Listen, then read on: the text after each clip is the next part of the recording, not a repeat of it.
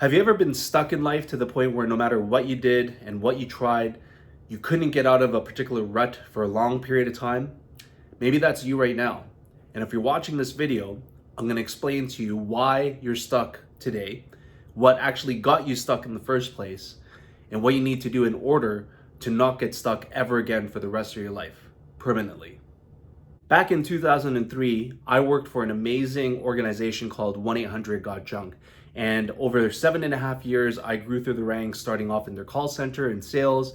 I made my way into management, leading my own sales teams, and eventually made my way into HR and training, where I was onboarding new employees as well as new franchise partners, so people who invested into owning their own business. And as part of the program, there was one module that was my absolute favorite, and we always delivered it to franchise partners right before they went back to the respective city to start now running their business locally. And this is something that can be applied to your everyday life. It's not just relevant for business, and it's going to help give you some perspective in terms of why you're stuck in life, what to do to get out, and how to prevent that from happening to you ever again. And to help me illustrate, I'm gonna draw out a diagram, the exact same model that we showed to our brand new franchise partners. So it starts with a curve. This is the transition curve. And along this curve, there are 4 different stages that you will experience in this specific order. Doesn't matter if you're starting a business, if you're starting a new project in life, it doesn't matter if you're starting a brand new relationship with someone. All of these stages will apply. And as we go through, it's going to make a lot more sense in terms of why you're stuck today. So the first stage that I'll share with you, this one is called uninformed optimism. So do you notice how this curve is very similar to a roller coaster ride? So those of you who like roller coasters, you can probably imagine that feeling when you first get into the seat and you have no idea what to expect. You probably never rode this coaster before, but you've seen people screaming, you've been standing in the lineup, you've been waiting, and now you're in the seat and you're ready to go on an exhilarating ride. It's the same thing when you first get into a relationship, you know, that honeymoon stage where nothing can go wrong. You feel like, where's this person been your whole life? You're just falling in love with this new person. Same thing with owning a business, you know, especially for our franchise partners. They were with us for about a week to do some training, and now they're about to go back to the local city and start running their franchise. And so they're very excited and pumped for what the future has to offer. And so this is a stage that you'll always start at. And especially if you're starting a new project, you're always starting with uninformed optimism. You're positive, you're happy, but yet you have no idea what to expect, but it's enough to get you on the ride in the first place. So as you go through this ride, you eventually reach the second point here. This is the second stage of transition. And this second stage is called informed pessimism. So relating back to our franchise partners, we would always explain to them, you know, at one point, it could be three months, 6 months down the road, you're gonna realize that this business is a lot harder than you think. And if you can relate to that, it's the same thing when you get into a relationship. You know, 3 to 6 months down the road, once the honeymoon phase starts fading, you start discovering things about this person that you might not have known before, but now you're starting to maybe question your judgment. Oh, you like that instead of this? You don't eat seafood? You don't floss? You know, whatever the case may be, you're starting to get informed about the situation or this person, and you're starting to get a little pessimistic about it. Same thing if you start a project. You started with all of this excitement, and now you're starting to run into roadblocks, which are forcing you to really start taking a look at your skill level and figure out, okay, well, wait a second, why is this harder than I expected? So this is the natural next stage that you'll come into, which is called informed pessimism. Now, if you keep going on this roller coaster, by the way, that's the stage in the roller coaster where you say, oh shit, I'm gonna throw up, because you didn't realize how high that first dip is. So as you go down this roller coaster, you hit this third stage. And this third stage in the transition curve is called crisis of meaning. And it's called crisis of meaning because this is now when you really start to question your decision to get on this journey in the first place. For franchise partners, this is the point where they start to realize that maybe they're not going to break even within their first year. And as you know, statistically, most businesses don't break even within their first year, not for a very long period of time. Same thing in relationships. When you first get into that relationship, you learn enough about the person where you now start questioning, wait a second, like, why did I get together with this person in the first place? And is this person worth my time? Should we still continue going or not?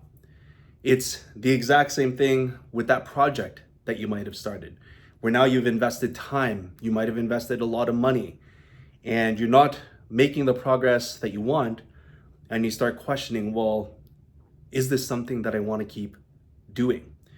And this is why it's called crisis of meaning, because this is the point where you're really not sure if you can continue or not.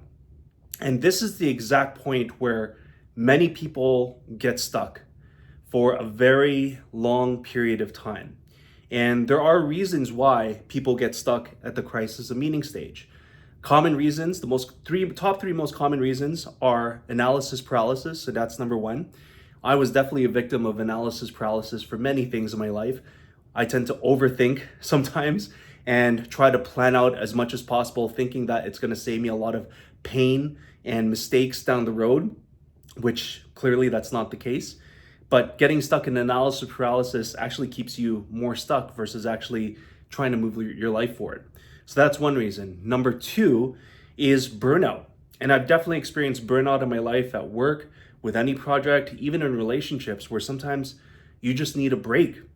And it's because you've been trying so hard to make something work that maybe isn't ready to work at that time, or maybe you just have been trying the same thing and you need to take a break, take a breather, and go back to square one and reanalyze your plan.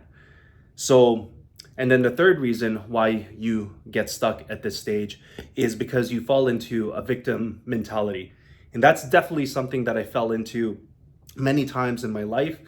I would suffer from a pity party, feel sorry for myself for a very long period of time, and just wallow in my own despair because it felt better and more comfortable to be sad versus pushing myself out of my comfort zone and trying to do something different.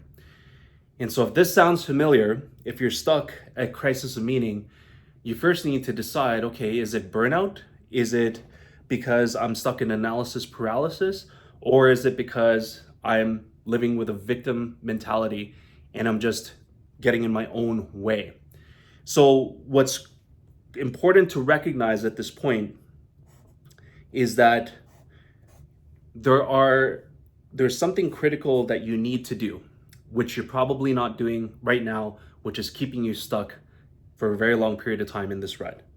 And that is, you need to act.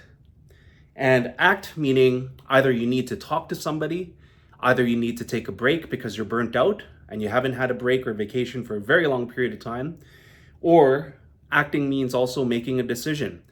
And this is where you ask yourself, do I give up or do I give her?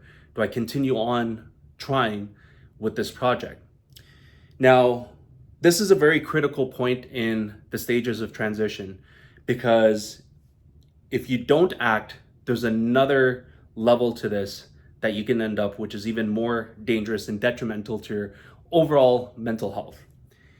And that is, if you don't act at all, this is where you crash and burn. And this is my poor excuse for a fire. And so this is where, for example, in that business, you don't take any action, you don't ask for help, you don't take a breather to reassess the issue, and you don't do anything at all, where you just watch your investment go down in flames. And not only that, you're very pessimistic and you carry that mentality into the next business venture thinking, well, this has got to be better than the last time. This has got to work or else something. Same thing with relationships. You don't take any action, you don't communicate with your partner, you don't try to do anything to improve the situation. Well, then you end up with a broken relationship that's very bitter and resentful. And again, you go into that next relationship thinking that with that same mentality, which is not good at all. Same thing with that project. You decide not to do anything, you crash and burn. and then you continue to invest money and time into new projects without actually fully understanding why you got stuck in the first place. So this is what you want to prevent happening, is to end up in that crash and burn stage. You want to take action, and if you do take action, then you eventually reach the fourth and final stage of transition. And this is called informed pessimism. So at this point, it's not going to get any easier. You know that it's still going to be a rough road ahead, but you've taken the action necessary to decide, A, you want to keep going, B, accept that things are still going to be challenging, but you've learned through your experiences, and that you're going to continue to move your life forward because that's the only way that you know how, and that staying stuck and not taking action is going to end up in the crash and burn stage. And then as well, you also are informed in terms of what is it that is actually needed in order to move your life forward. So for example, with our franchise partners, whenever they hit that crisis meeting, they would consult with one of our operations managers, talk about strategies, try different things in their market to try to get more business drummed up. Same thing with the relationships. Once you communicate with your partner exactly how you're feeling, what you need from each other, you now have the information needed to continue moving this relationship forward, even knowing that there will still be more disagreements, maybe some arguments, but you have a mutual understanding that this is just a natural part of building a long-term relationship with someone, and that you keep the communication open. So you see what I mean? The examples go on and on, but you are now approaching life with a lot more energy and excitement and passion, and ready to face on life's challenges head on. And it's because you took a very important moment at crisis meeting to take the necessary action that you needed to get yourself unstuck. And this is the exact model that will help you get unstuck permanently for the rest of your life. Anytime you're going to enter into any new venture, a new relationship, a new project, a new job with a new company, you will always experience all of these four stages. But now that you know what to do at stage 3 of crisis and meaning, your recovery from getting stuck will be 10 times faster than before. So I hope this message finds you at the right time, and I hope it was helpful. I'd love to know where you're stuck, and if you need some help, I offer 3 free consultations a week.